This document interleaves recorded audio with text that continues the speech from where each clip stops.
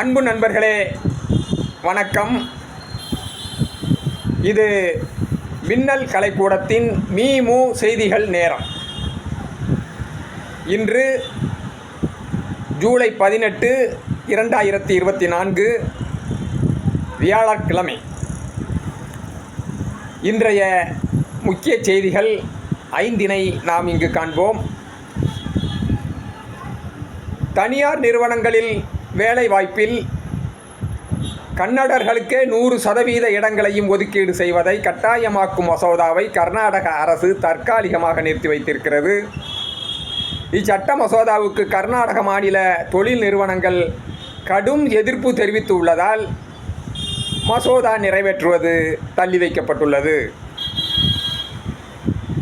தமிழக முன்னாள் முதல்வர் மு. கருணாநிதி 100 பிறந்த நாள் நினைவாக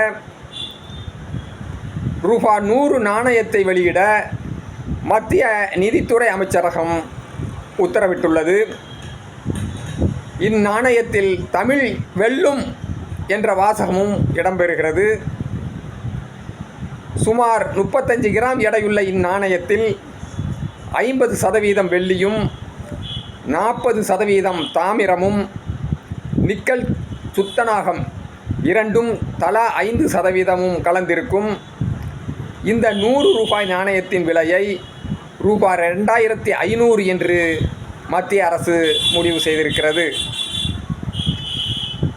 உத்தரப்பிரதேச முதல்வர் யோகி ஆதித்யநாத்துக்கு எதிராக துணை முதல்வர் கேசவ் பிரசாத் மௌர்யா போர்க்கொடி உயர்த்தியிருப்பதாக தகவல்கள் வெளியாகி இருக்கின்றன. பாஜகவின் உட்கட்சி பூசலால் உத்தரப்பிரதேச மக்கள் பாதிக்கப்பட்டுள்ளதாக சமாஜ்வாதி கட்சி தலைவர் அகிலேஷ் யாதவ் குற்றம் சாட்டியிருக்கின்றார்.